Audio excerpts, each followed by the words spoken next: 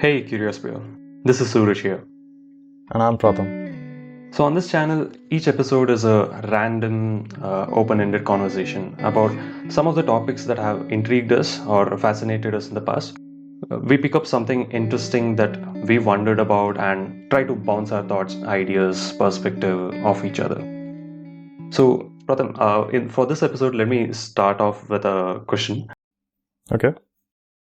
Have you ever had an experience where you were so moved by a movie, or you had a character in that particular movie or a play that you idolized, and one of your friend or someone, random person, they told you that he is not actually like that in real life, he or she is not actually like that in real life, and you have consciously tried to avoid knowing their actual life?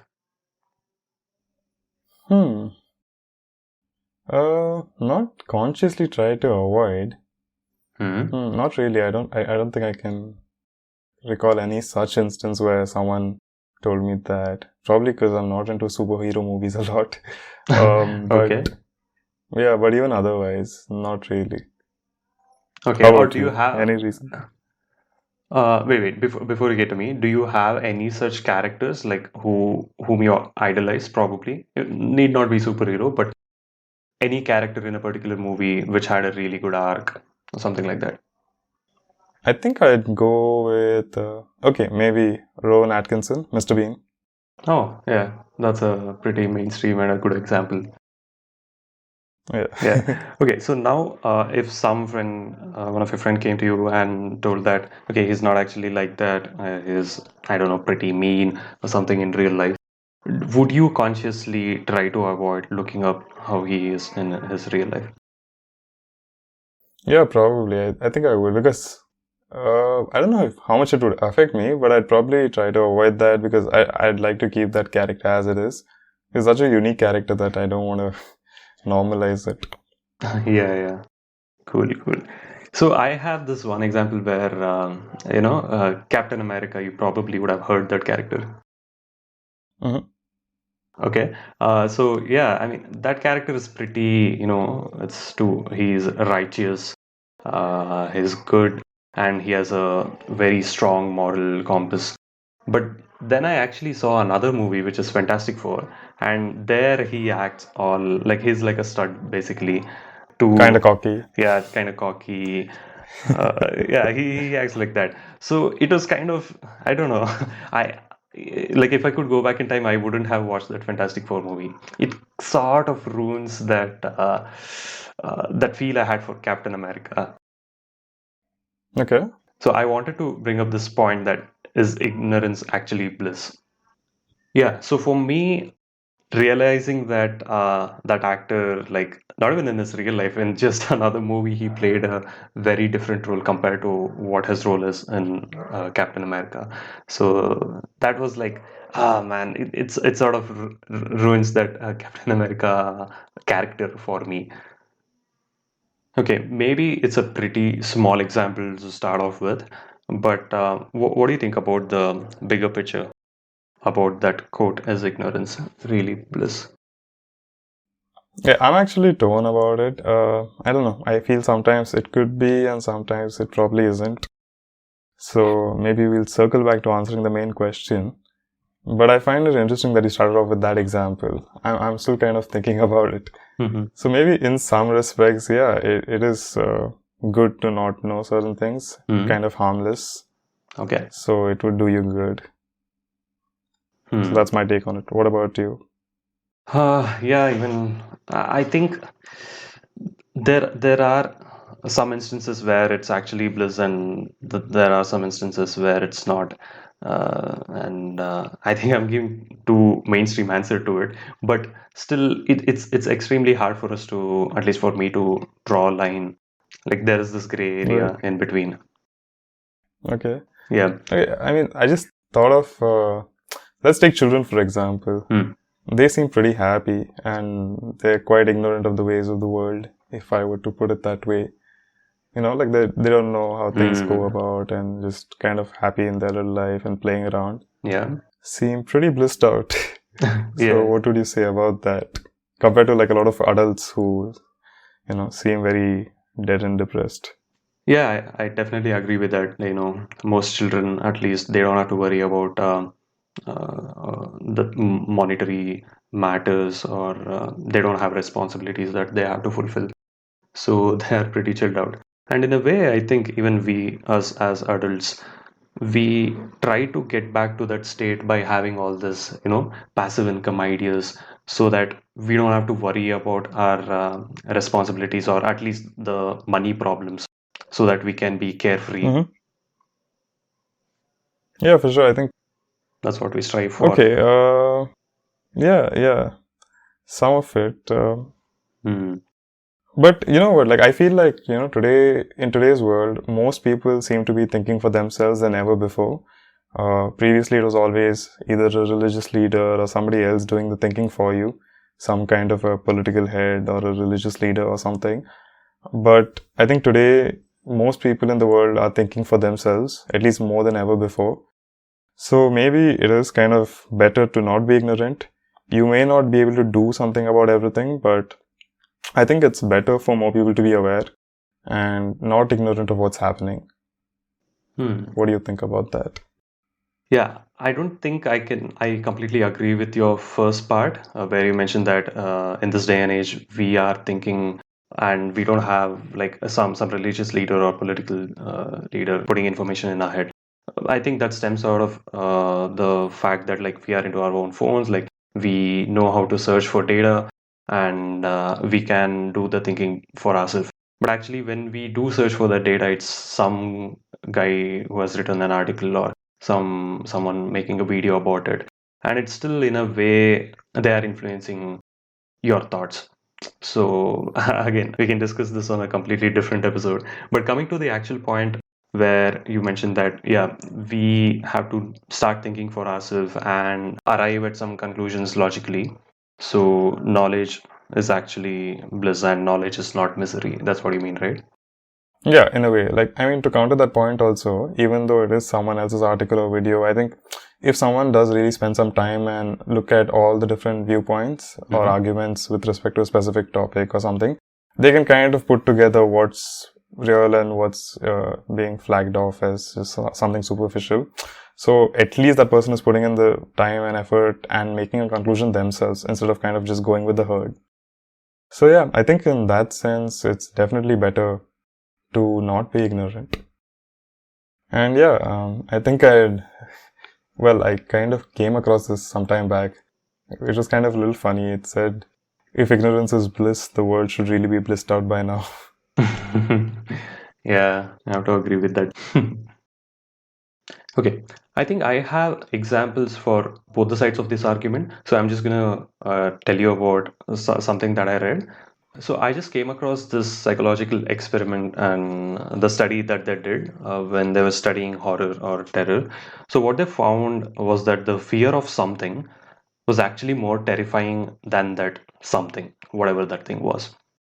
Okay. So this happened in one of the episodes of Mindfield by Vsauce. So what they did was they brought in people telling that they are doing a focus group and they're studying this new laser that they developed, which shown on their bone would measure some bone density or something like that. Okay. But they hadn't come up with any laser. It was just some laser, small laser that you used to scare your cat or play with your cat.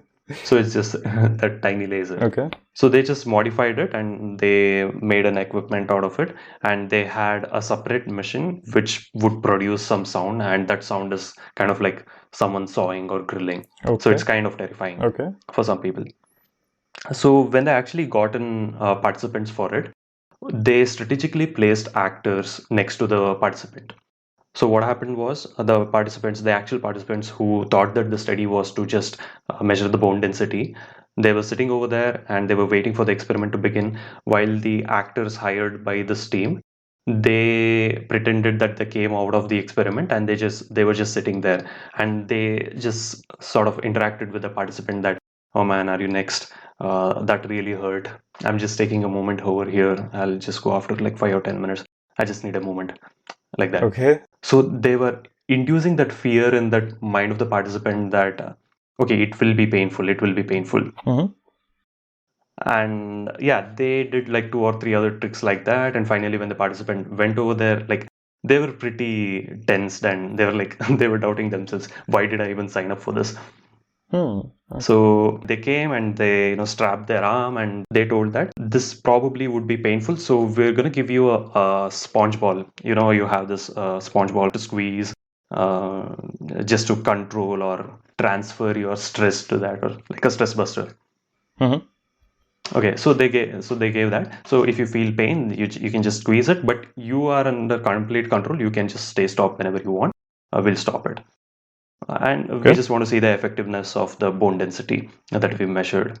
Mm-hmm. So they still were thinking that they are measuring bone density. So they turn on the machine, and there's a separate machine which makes that noise, like a sawing or grilling noise, and it was on. Mm-hmm. So just after like 10 seconds, participants started saying that, okay, it's tingling now. Then it started to heat up. My hand is burning now. Stop it, stop it. Like, so some of them stopped the machine, and some even had tears in their eyes.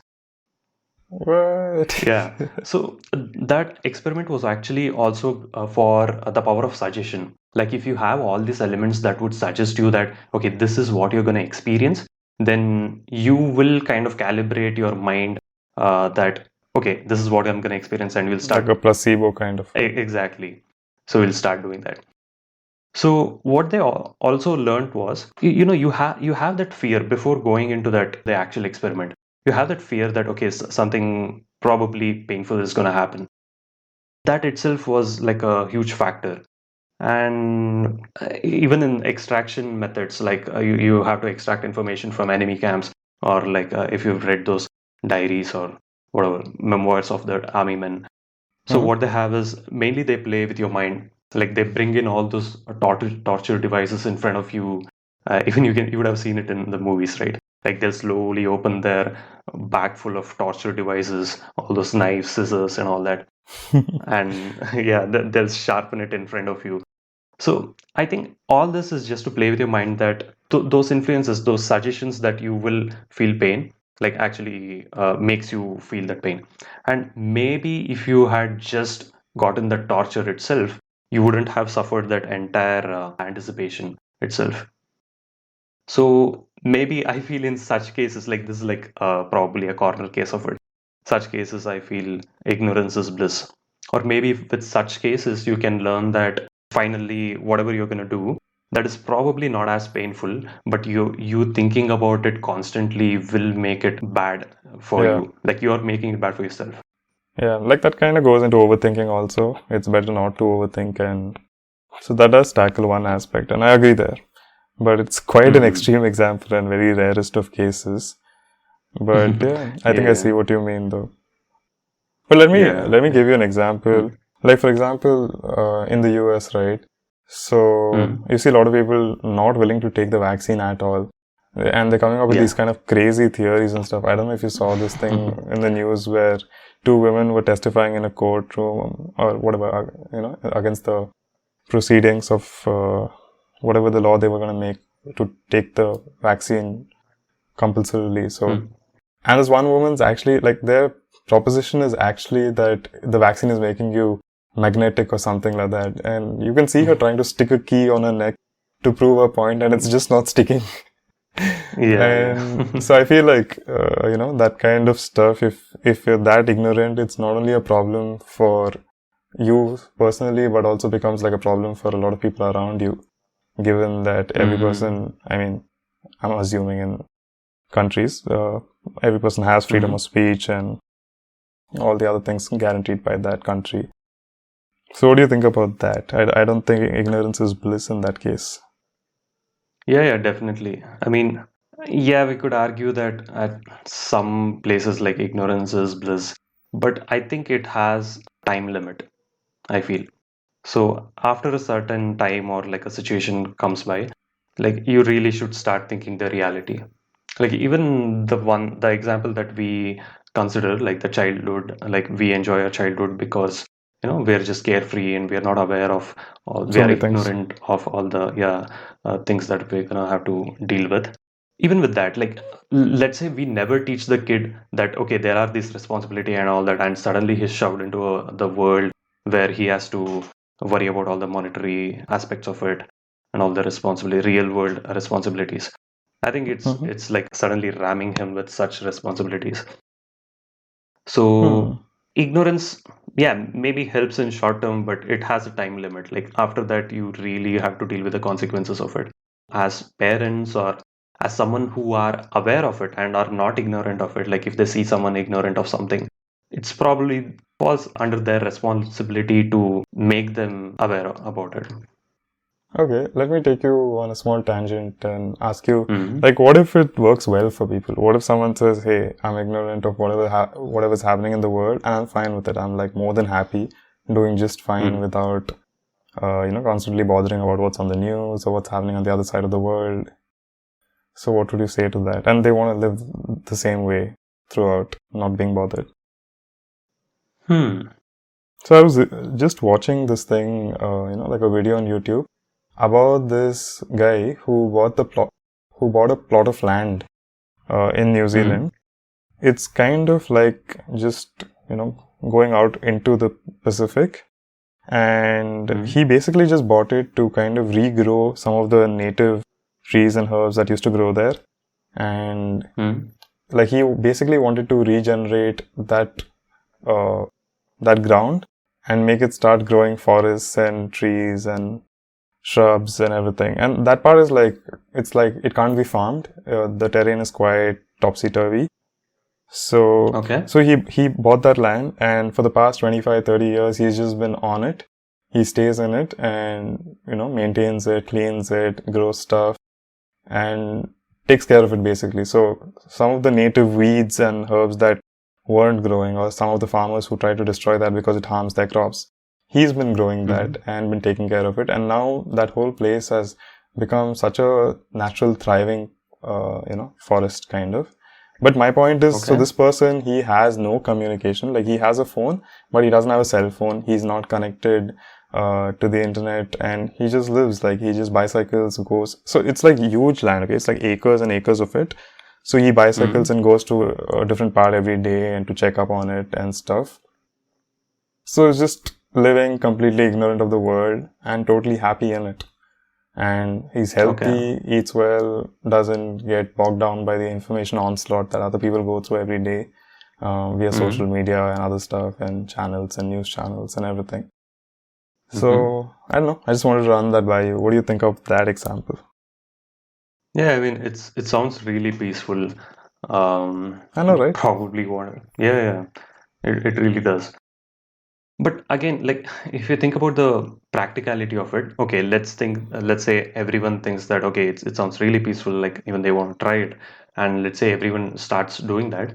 But don't you think that it's not practically feasible? Like economy would stop, or there won't be progress in science and If technology. if everyone starts doing it, I don't know. But I'm just Yeah, thinking about it from yeah. that particular person's viewpoint. I don't think we'll be able to convince everybody to be that way. But Hmm. I don't know. I was just thinking from that perspective. What if somebody just doesn't want to deal with all the stuff that happens every day and just wants to, you know? And he's not a recluse. Like people visit him, and there's even some hikes and treks, kind of like paths that you can take along Okay. the estate, and people go on that and interact with him and have meals and stuff. So it's Hmm. quite interesting. I feel like that's, like you said, sounds very peaceful, right? So Yeah, it really does. does make the argument for ignorance is bliss. Yeah. I feel to a certain extent because what if one of these people who come to just chill, like, I don't know, because he doesn't have worldly knowledge, starts taking advantage of him and say that, okay, you can buy this acre also, you just have to sign here, and he signs and like something for just to, acquire the land and they come acquire the land. Hmm. I don't know, maybe he has to be aware of that he can be fooled and all that. I know I'm pretty sure he won't be, that ignorant. Yeah, but But I'm I just get your saying, point. Yeah, yeah. I get your point. There's Uh, always like pitfalls you could fall into by being too ignorant. exactly. Yeah. Hmm. And then again, it comes to the discussion that, okay, fine, let's be ignorant to some extent, but have this basic working knowledge of the world. But where do you stop that? as technology keeps on increasing, like there are new ways that you can benefit from it or be deterred by it. Like someone can take advantage of you. Yeah. So where do you think that basic knowledge would stop? I think I like this line of thought that I had seen somewhere or heard on some video or something, I think, where the person was Hmm. basically saying that you can respond, but you don't need to react to everything. So that basically means something like, see, you should be aware of what's happening in the world and how we as a species are progressing. On the larger Hmm. front, at least, you might not be aware of all the details. But basically, he tried to say that Hmm. you can learn it and know it and respond and be done with it. You don't have to keep thinking about it every day, or you don't have to take some action. For example, if some people are suffering in some part of the world, there's not a lot that you may be able to do, maybe besides Hmm. donating something to help them. But just in general, so you don't have to react to everything. That becomes too much of a hassle. It might ruin your personal everyday life by being so tangled in all kinds of things that are put in front of you. For example, we all see those kind of ads on Insta and other places, right, where suddenly you don't even know the person or anything, but you're so moved. And a lot of Hmm. information that you come across. So it's actually, I mean, there's arguments that it's not really good for you to be taking on that kind of information, so much of it every day, and suddenly getting Hmm. emotional and like it's kind of unhealthy behavior. I was having a discussion about this with one of my friends, but so I was just trying to say that, you can take in some of the information and expose yourself to it, be aware, but you don't have to react to everything and, make it a big, like it doesn't need to grow big in your head, but just being aware is nice.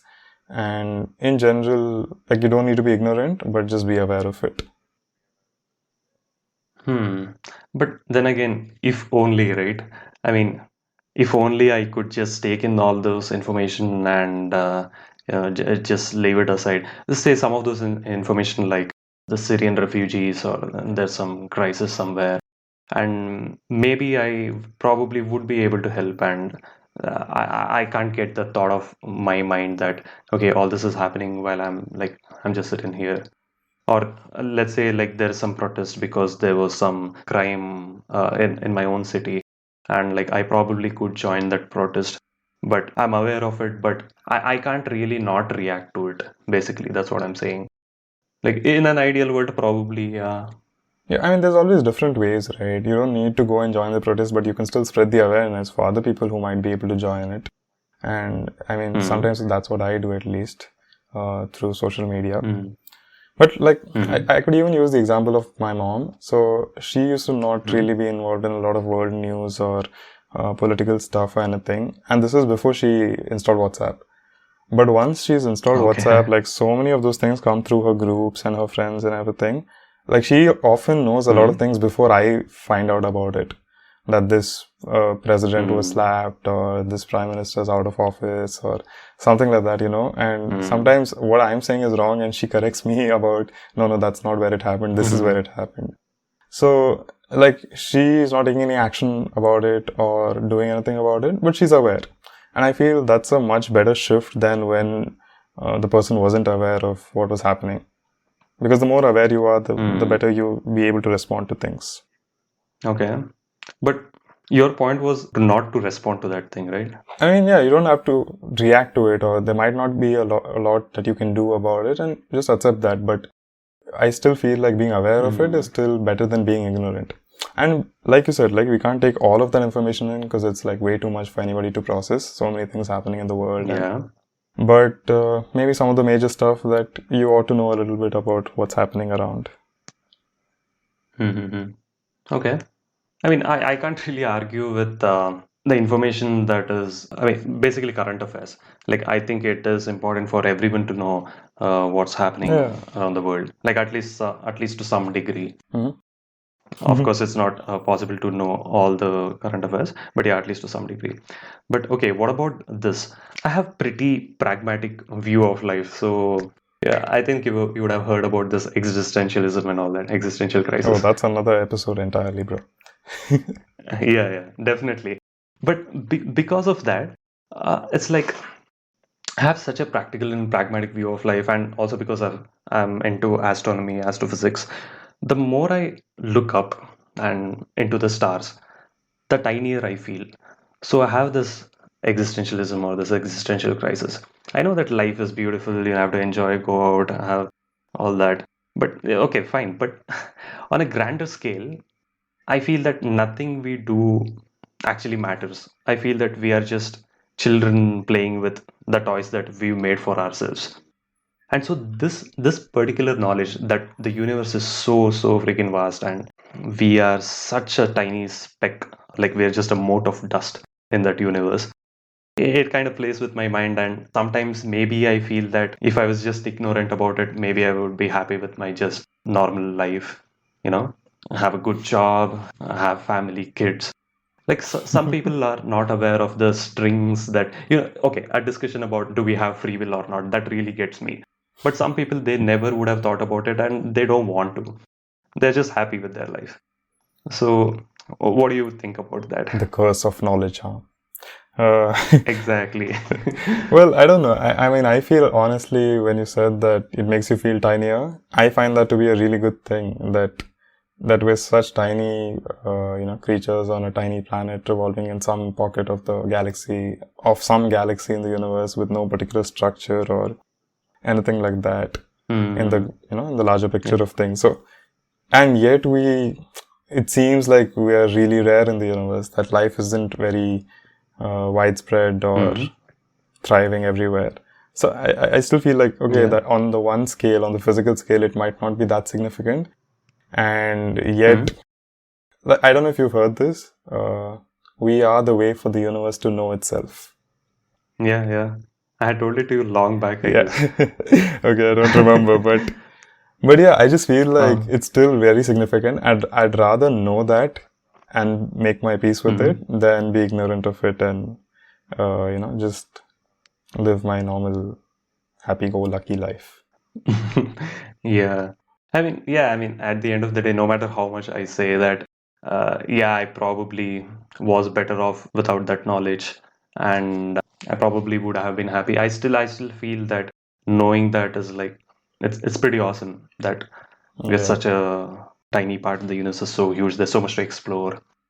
Yeah, for sure. I mean, that the whole point of knowing that kind of gives you a good perspective. And I feel the same thing kind of applies with smaller things as well. Just knowing what's happening and what we found out as a species and where we're going as a species really kind of puts some good perspective. But you should draw the line of not taking in a lot of crap through social media or whatever channels. Just knowing where to draw the line and kind of, okay, for today I'm good to kind of focus on these things now. And not all the time just kind of that information processing happening all the time. So maybe that would be a good line. And so, yeah, I think I would close with something like selective ignorance is bliss. And I think you agree, right? Like, we don't need to be, ignorance is bliss. Yeah. I mean, that I definitely agree. But again, it comes to begs the question that how much do you select or what do you select? Well, I feel like maybe each person can draw that line for themselves and it doesn't have to be a common line. And slowly you keep pushing that line as you see fit, that fits in with your day. At your own pace, and that's fine.